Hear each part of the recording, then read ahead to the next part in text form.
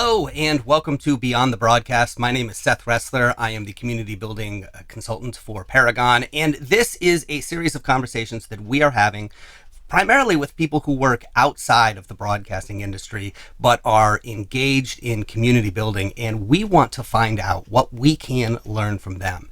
Because the question that we have is there a role for public media when it comes to community building, and how can we apply these concepts that are being used in other industries when it comes to the idea of community building, and how can we bring them in and use them to engage with our audiences and build community within our own markets. And so the topic that we are discussing today is, what does a community manager do?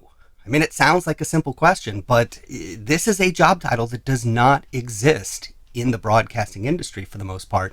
And so we wanted to talk to an actual community manager and find out what's involved. And I've got a great one for you today. I want to introduce him.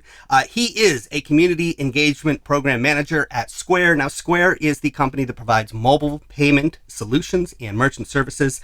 He is also a board member at the Community Club, and he is a guest instructor for the Community Strategy Academy. I want to welcome Max Pete. Max, thank you so much for joining us.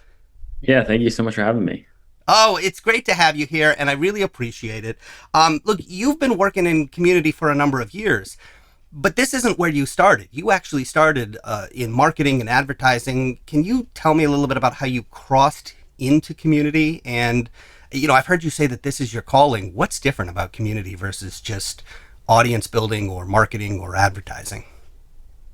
Yeah, so I started my career in music marketing.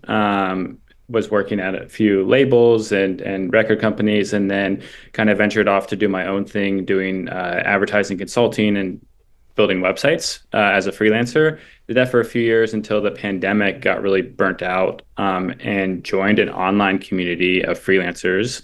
And was like, wow, this is a really great space. I'm connecting to so many cool people. I got involved just as a member, and then that led into me becoming their like part-time community manager, and it opened up my eyes into like what this whole industry is, and that like I could actually turn this into a career. And so I just kind of like dove all in for it, and was able to meet so many cool community managers and resources. And yeah, it feels like my calling, because I get to directly like see the day-to-day like help and support that I get to do, where I never really saw that as like working straight in the marketing department. I think mainly just because it just felt like I was like a cog in the wheel. And like as a community manager, I feel like, okay, like the work that we're doing really does make a huge impact, and I can see that on a daily basis. And so it just feels great to work in this space.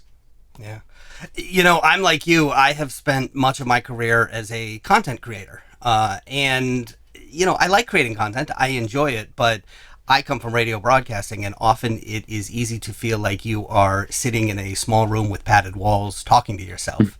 And the moment that I enjoyed most in the studio was frankly interacting with callers. But the moment I enjoyed even more than that was when we would go out and we would do these live broadcasts and interact with other people. And I feel like that is part of the attraction to this community idea, is that it's not just you creating something and then shoving it out to the world and letting them consume it. It's actually about those interactions and those conversations. Is that what appeals to you about it? Yeah, it's exactly that. And I also feel like the people that work in this industry too are just very kind, welcoming, like supportive groups of people. I mean, it makes sense, right? Like we're doing a sort of work for everyone. So for these sort of traits for community managers to have. But yeah, I mean, ever since kind of getting into this space, like people have just been super welcoming with their time, kind of sharing like resources of how to learn more about this industry and like how to get involved. And then just with the members too, like people, it's just really cool to have those connections where we get to work with so many people on a day-to-day basis that like when I travel or I go to New York or Philadelphia or somewhere, like there's community members there that I can grab coffee with or, hang out with. And it's just like you're building friendships online, which is always so much fun. So I want to talk about what a community manager does. Can you start by explaining, because this is something that you're working for a software as a service company, and a lot of software as a service companies have embrace this community concept. What does it look like at Square? Are you the only person doing it? Do you have a team? Where does it lie on the org chart? Where does community fit into the overall organization? Yeah, so we have about a team of 13, so I'm not the only one on community, but that's kind of rare for community teams. I would say like most companies, usually smaller teams of like 1 to 3 people. I know previous to me working at Square, I was like the only community manager or one of two. Um, right now we're under CS customer support. So that's where we kind of sit under the org chart. But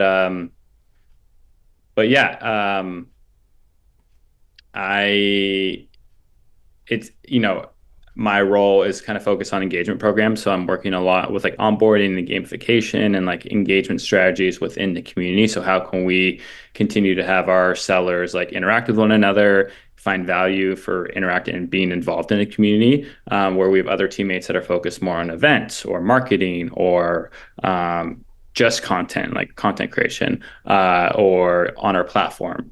So making sure things in the back end are working appropriately. So like any connections that we have, our platform itself, and things like that. One of the things we talk a lot about in the community space is this idea that there is a shared mission or a shared purpose. There's a reason for people to come together and connect with each other. Why do Square customers want to talk to each other? I mean, why isn't it just, hey, I can process payments now when I'm done? What value do they get out of connecting with one another? Yeah, I think a big one is that like a lot of our customers are small business owners, right? And so they're oftentimes running everything themselves. They might have some employees, but a lot of times they're just like running the whole ship themselves. And what better way to learn from other business owners who are doing something similar, or have grown, or have opened a new location, or have expanded, things like that. And so I think our members find a lot of value in learning from one another and getting that support.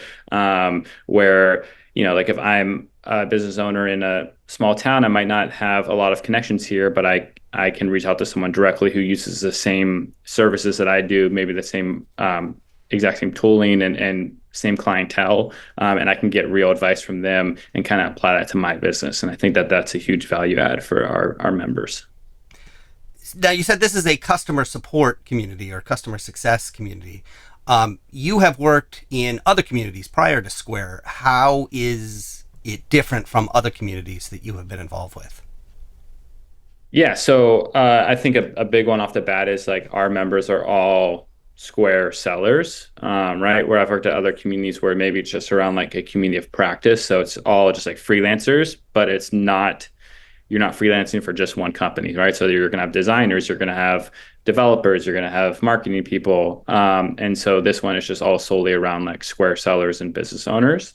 And so I would say it's like different that way, where it's a little bit more of a closed group versus just like anyone can apply to join.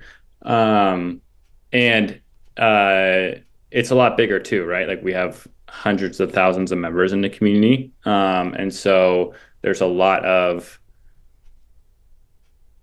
requests of like support and connection and different areas where members can interact with versus like smaller communities that I've worked in the past. Okay. Yeah. All right. So I wanted to ask you about what a community manager does, because I think a lot of the folks that are watching this are from public media space. And, we've heard the word community used a lot. It gets thrown around a lot. I think a lot of times we're talking about community engagement as opposed to community building. And so I asked you to outline, sort of the things that you're responsible for. And the first thing you said was fostering connection and engagement. Talk to me a little bit about what that looks like. I mean, you, as you said, have got this huge community. How do you get people to connect with one another? What is the platform that you're using, and what does that look like on a day-to-day basis? Yeah, so we use Koros as our platform, and I think it's one of the like the bigger like enterprise software out there. So if you're like a big organization, like this is one of the softwares that a lot of companies use. But I would say one area that we have to like really foster connection and engagement is like different vertical groups where members can connect with one another. So, for example, if I'm in the retail and e-commerce side of business, like there's a dedicated group for me to like join and connect with other sellers, same in the same vertical as me, so I can directly know who I can like chat with and reach out to, and like get resources that I need. And so I think it's having like dedicated spaces that like make sense for the members that you have in the community. I also, part of my role is just to like be really involved in the community to kind of see like what members are asking about, what members are posting, where members can kind of like lean on one another for support and kind of start to gather that data, right? So if like a member comes in and it's like, hey, I just opened up or I'm thinking about opening up a second location. Does anyone have advice? Like, what should I look out for? Or, what do I need to do? I can then kind of bring in people, members of the community to help engage with that, right? So like members who have opened up a second location, or who have direct experience in that question that a seller might have. And so really connecting members together to help learn from one another is a big like part of my job. So, if I'm hearing you correctly, there's a lot of breaking down into smaller groups so that you're connecting with the people who are most relevant to you. I mean, it's almost like being at a big in-person conference. And I always hate being in the lobby. I always like to peel off with a small group of people who, I can talk to and feel a kinship with, as opposed to just being in a Mm-hmm. room with 100,000 people. And I've heard Charles Vogel, who writes a lot about community, talk about this concept as campfires, as sort of when people Yeah. do break off into those smaller groups. So you're actually encouraging them to do that. Yeah, like I think one thing I noticed at my previous role, I worked at this company called Super High, which was like a creative education company. And so we had a community for our students who were taking design or coding courses. And one thing that we noticed is like as our community grew, members sometimes like didn't feel comfortable posting to the wider channels, right? Like they were like, like I'm a new designer. I don't really want to post in this design channel because I feel like maybe members might judge me or I feel self-conscious about my work and things like that. And so like what we did was like kind of break out smaller cohorts of channels where members who wanted to be part of a specific group could do that, and it would be a smaller group, right? So again, those members who want to post in front of the whole community have that access to do so. But the members who like still want to be involved, but they're like, hey, like I'm a little shy or I want to kind of like build up my confidence before I kind of branch out, have those dedicated spaces for that. And I think that that's important because, no one member in the community is going to have the same exact journey, right? Like you're going to have people have different personalities. Some are going to be more outgoing, some are going to be very reserved. And so I think having spaces for connection, no matter the type of member that you are, is really important. So, how should, especially organizations that are getting a community up and off the ground for the first time, be thinking about size? Because when we think about audience, and that's what these organizations are used to doing, is just audience. Audience, you always want as big as possible. Um, should they be thinking about communities the same way, or is it different when it comes to size? Yeah, I mean, I think like I personally don't subscribe to like the bigger the community, the more successful it'll be, or the more X, Y, and Z will be. I think there's a lot of great communities out there with like 100, 200, 300 people, and they're thriving, right? Like people feel super comfortable. There's local meetup groups. There's, a lot of conversations. People like love to like check in every day and make friendships. And so I don't think you need to have a group of like 300,000 members to feel like a success. To me, it's more important of a metric to look at like retention, right? Like, okay, members are coming in, but are members staying? Are members posting? Do they find value in the community? Even if they're not posting, like are they reading resources? Are they engaged with the material that is being shared? And so like to me, like that's a bigger thing to look at when launching a community is like, okay, what are we creating value to get members to come and stay, not like just trying to get 5,000 people into the door. Because to me, I mean, it's like you can do that. Anyone can do that. Anyone can open up a Slack channel and be like, all right, I'm inviting everyone I know in my contact and everything. But like if there's no real mission or tie to be in there, people aren't going to be involved. And so you can have a community of 5,000 people and it's crickets. Yeah. All right. Good. Let's get to your second responsibility thing that you do as a community manager, and that is content development. And Yes. this is going to be a little bit familiar to those of us who are broadcasters because this is primarily what we do all day. But what does content look like when you are managing a community? Yeah, so I think it's different, right?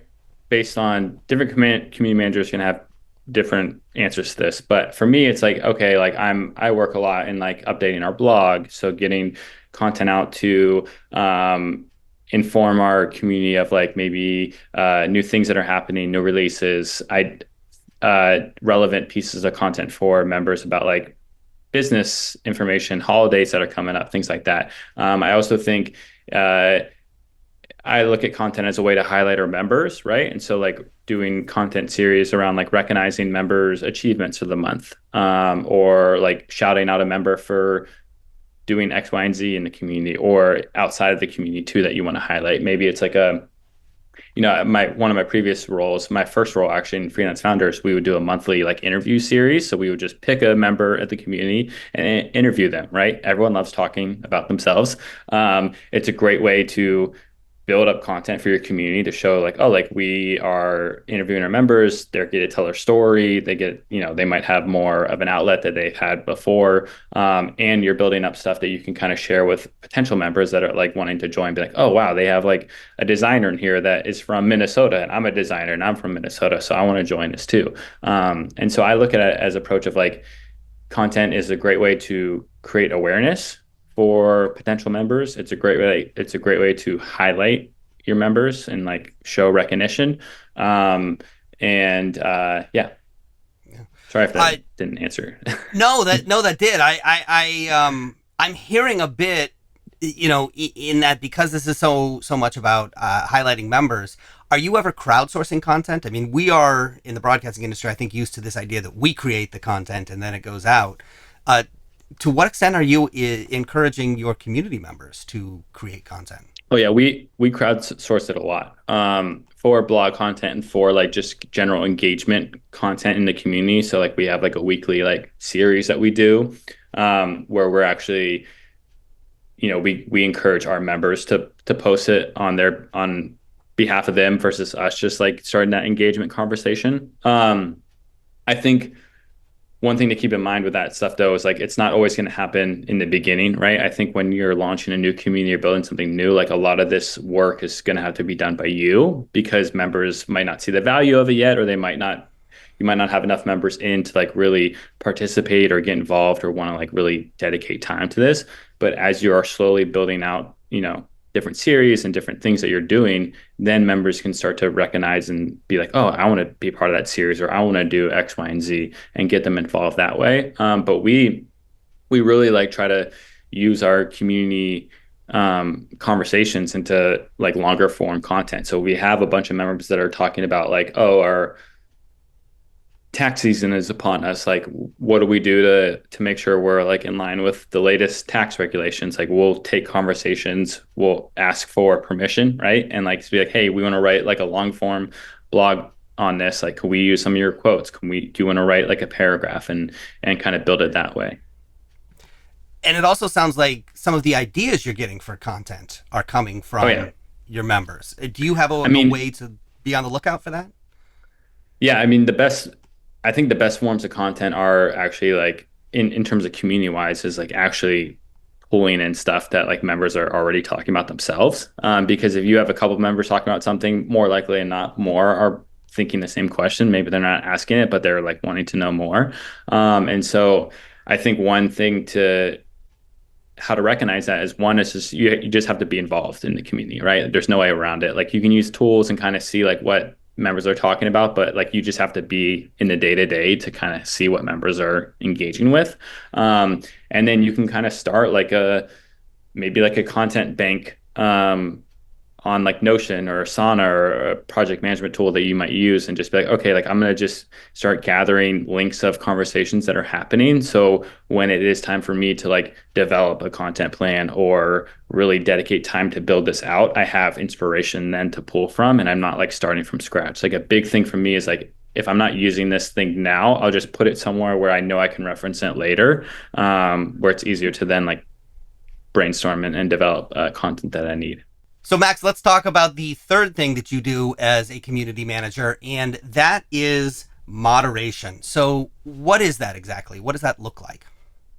Yeah, so I mean, I think with communities, you're going to have again a diverse range of members that are a part of the community, right? We're all people, we all have different viewpoints and ways that we, think and act. And I think one of that is like, you're going to have members that you want to make sure that conversations are appropriate to where the channels are that you've dedicated to, that things are on topic, right? And so like one thing is like having like a community code of conduct, and a way for, it's a set of rules, right, that you want members to oblige by, right? Like for transparency's sake, for how members are supposed to interact, to keep other members safe, right? Like, so if you are a new member, I want to join a community that I feel like I can be myself and not be judged or be bullied or ridiculed for a certain thing that I post about. And so I think having like a proper code of conduct for that is really appropriate. And then also like making sure that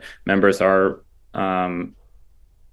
they're following these guidelines, right? So if you have a channel that is dedicated to design and someone is just posting about political stuff, then this is something where you're like, okay, like maybe I'm going to like I have to moderate that post, right? Like it doesn't belong there. Maybe it makes other members uncomfortable and it just doesn't fit in the general theme of this channel. So we're going to maybe remove it. We're going to talk to the person about why that this post got removed and like what that they can do going forward, and kind of keep track of that. And then if this member continues to not listen, right, then it's like taking those further actions of maybe removing them from the community. I think communities are, it's not like you have to have a set of hard, fast rules and members have to be in line and follow them. And it's like the strict place to be, but there's appropriate guidelines to follow for any space that you're involved in. Same with like social media. There's certain guidelines that you sign up for as soon as you create an account, and that's how it is with community. And then the same with moderation, right? There's appropriate content that will fit in that, and it's up to you as a community manager to really like enforce those guidelines and to make sure members are following them and that they feel seen and heard and safe and valued as a member. Yeah, I think this is key because obviously people don't feel safe in the space that you're moderating, that you're creating. They're not going to come back on a regular basis. Yes. I think this is also, frankly, the part that is, makes new community builders a little apprehensive. I mean, realistically speaking, how much of your day or how much of your time and your energy is spent enforcing the rules and dealing with I guess troublemakers, and to what extent is it people who are actually trolls and causing trouble versus people who may just not fully understand the rules or not understand how they can best Yeah. communicate. I mean, I would say like, especially with like the smaller communities I worked in, I it was I didn't have to do a lot of moderation, right? There was people knew where to post. We had a really good uh, kind of group of members where they just knew what the guidelines were. We had it easily accessible, and that they just kind of followed the rules, right? They knew like what exactly to do, and who to reach out to if they had questions or concerns, right? And so there wasn't a lot of that. It was maybe like an hour or so a month and it was just like more of the smaller things, not a lot of like the banning people. And I would say that that's kind of still the case now with a bigger community. There's more of like moderation sense of like moving posts around that fit certain boards versus than others. And so I'd say like that's more of a thing that I'm focusing on now, but less of like banning people and getting people out because they're doing like really bad things in the community. I just think it's always good to be prepared, right? You don't want to be in a situation where member is doing something bad and you don't have actual guidelines or things that they agreed upon beforehand and then try to enforce those. And so I think it's always good to like kind of come up with those situations beforehand and then knowing that like, hey, like you probably won't have to enforce these because hopefully the members just are chill and, are welcoming and supportive group of people. But again, it's good to have for when you need it. Yeah. You said something interesting there. You said that a lot of your what you do when it comes to moderation is actually making sure that the content or that people's posts are in the right place. We talked a little bit earlier about those campfires, those niches that people have. So Yeah. sometimes people will essentially post something that's it's relevant, but it's not relevant to the niche where they posted it, and so we move it over here so that the right people Yeah. see it. Yeah, exactly. And I think that it's just one of the problems, not problems, but it's just one of the things to keep in mind of as your community scales, right? When you're a small community, I don't think you need to have a ton of spaces. I think a couple is fine, and they can be more broad. It doesn't need to be like specific niches and you're launching a community with 20 plus channels. Like I think that can be really overwhelming for members and not knowing, and it would confuse them of where to post too. And so I think like smaller community, new community, less is more, very minimal channels, and then kind of branching out as you grow. But for the mature communities, for the ones that have a few 100,000 members, there's just going to be more spaces for members to interact because you've kind of been building this thing along the way. And with that, sometimes comes the moderation responsibility of like making sure the content fits where the spaces are built for. And a lot of times there's just, it's just a mistake, right? Like, oh, I meant to post it here, but I posted it there. Or I thought it could fit here, but like maybe this board makes more sense. And so it's just more of that. But again, I think new communities, less channels, right? Like maybe 3 to 5, and then as you see members interact and you kind of witness those conversations and kind of see like what they're talking about, then you can be like, oh, like we have a lot of people talking about this. Maybe we should have a cohort group that should fit under this channel now, and kind of like branch that out, and then that again will kind of slowly develop into something bigger. But I see a common mistake of like launching with a bunch of channels and then having to moderate all of them and then having members being confused. And I think that that's the wrong approach to take. Yeah. All right, let's take a look at the fourth thing you're responsible for as a community manager. That is monitoring and reporting on community health. And I Yes. assume when you say reporting on, you're talking about to other stakeholders in your organization. So Yeah. tell me a little bit about what that looks like. What is the process of monitoring, and how often are you reporting, and what are the metrics that you're using and that other people care about in your organization? Yeah. So like when you're working on the community team for a bigger organization or for a company that they're driving revenue and things, like you have to show that the return on investment of the community is worth it, right? Because communities take time. It's not something that's just like something that you set and forget and keep it in the background and it doesn't cost money and things like that. Like it does, like all these programs, the content, the staff that you hire.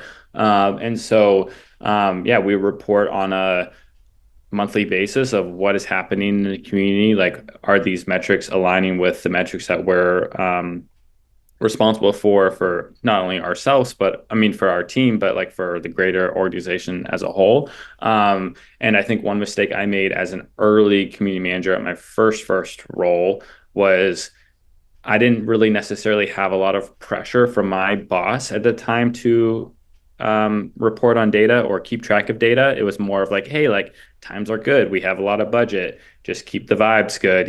Like keep members coming and being happy. And when budgets started to cut and when economy kind of tanked a little bit, I had to like kind of showcase why the community was important and why we should keep spending more money, but I did not have the data to back that up. And so I would say no matter what you do, if you have to report on metrics or if you think you don't, you should always take like baseline metrics when you launch a community. Like, okay, here's where we're at today. Here's where how many members we have coming in. Here's how members are staying around. Here's some like testimonials from people. Here's what our if you're working a community with a product, here's how many members are coming into community, joining, and then retaining their subscription or buying, upselling to more service add-ons or things like that. But I think it's just really important to track all that stuff early on because you might not need that data today, but you will need it eventually. And it's so much easier to just know what it is in the beginning than to kind of like look back and be like, dang, now I have to like comb through a year of stuff that you probably will miss, and kind of prove the value of why we have a community. So, what metrics are most important to you? And let me also ask, what are the metrics that maybe people might think are important but really aren't? Um, Well, I think of what member metrics that are important that really aren't. I mean, that's tough to answer because it just really depends on the community and the company and where you're working. I would say like, a vanity one is sometimes it's like how many members you have in the community because it doesn't tell the whole picture, right? Like, yeah, you could have 100,000, but like are how many people are actually showing up on a monthly basis and engaged and active and how many are sticking around, right? So I think that there's a lot of metrics that you should be able to dive deeper on to tell that story versus just the vanity type ones like, oh, we have like 500,000 impressions. We have, like I think that that doesn't just tell the whole picture. So I think that there's metrics like that. Something that I'm really focused on is like, yeah, reporting on monthly active users, monthly engaged users, on community health as a whole, like our members like coming in, sticking around and participating, or are they, you know, not right? Is our data the opposite? So because that really informs like the programs, the content, the projects that we launch. We will always like to like look back at our data and be like, okay, like is all the time that we're spending on this program worth it? Because is it actually creating the value for the members that keep coming back? And or is it just not working at all? And so I think those are like some big ones that I work on that I focus on. But again, I think it's different across the board on the type of community that you're working in and the goals that you have. But I will say like the vanity metrics sometimes seem nice, but I think it's just important to go low level deeper into that and to tell that story and to show like, okay, if you do want to report on having 500,000 members, like that's great. But why is that important? And like, what are those 500,000 members doing that is important to the company, to the community, X, Y, and Z? And so I think it's just a little bit, to build on those vanity metrics will go a long way. all right, great. Let's get into your fifth and final thing that you are responsible for as a community manager, and that is soliciting feedback and input. And we touched on this a little bit, but talk about some of the ways that you get feedback and input from your members and how you've actually changed what you're doing in the community based on that feedback and that input. Yeah. So I'll say like in the communities I worked at that were on a smaller side, I would primarily get my feedback by just one-on-one member reach out, send people DMs, ask for 20 minutes to get on the call or at least do some async chats if they didn't have the bandwidth and just start collecting data that way. Like our members finding the resources valuable, like what would they like to see more of, or like they see less of, and kind of start to like gather that data and be able to use that to like be like, okay, we should really be focusing on building a program around this because members seem to want that. Or members are really happy with this series, so we should continue to build upon that. And so that was a big part of like what I did as a community manager, especially in like early new communities and smaller communities. Now that I'm working on one that's a little bit bigger, those one-on-one member reach outs is just a little bit harder to do because we have so many members, right? So now it's like really relying on surveys and bigger reach outs and connections with members and certain cohorts that we're trying to gather data on. But the principles still apply no matter if you're on a community size of 10 to 10,000 to 100,000. It's just, I think the way that you kind of solicit that feedback is different. But I think one of the main advantages of being a community manager on a smaller communities, you can really build those one-to-one member relationships. And that's where getting that feedback from members is super important, and it should be a big focus of yours. Okay. That sounds pretty straightforward. So, well, look, I want to ask you one last question, which is this: for the folks out there, the public media broadcasters that are still relatively new to this space and to community building, is there a resource that you would recommend? What should they go check out? Yeah, so there's a couple. One is like I love Brian Oblinger's like Community Strategy Academy. I think that there's so many great courses, a lot of free ones too, on how to launch a community, how to launch programs, what like how to migrate a platform from one to another, and so on and so on. And so I think it's just a great resource to learn about this space. My other one is just going on LinkedIn and looking up community managers and start reaching out to them one on one and being like, hey, like I'm so and so, I'm launching a community here. I see you have a lot of experience doing this. Would love to like get on a call. I'll buy you a coffee or like X, Y, and Z. And so I think community managers are really great at like sharing resources and helping one another. And so I think that's a really untapped resource, is like to connect with one another. And I did that a lot early on in my career as a community manager and building new communities. And so I would say like that's LinkedIn is great for that. I know the platform has its own set of issues, but I think that there's a lot of great people on there that are willing to support one another. Yeah. We should point out Brian has a podcast too, as well, that Yes, deals with in all those Before the things. Lock. Yeah, Yeah. and he's got a co-host on it. That's a great podcast for learning about this space. And yes, LinkedIn has been fantastic. In fact, that's how you and I connected was through Yeah, LinkedIn. exactly. So Yeah. it's been great.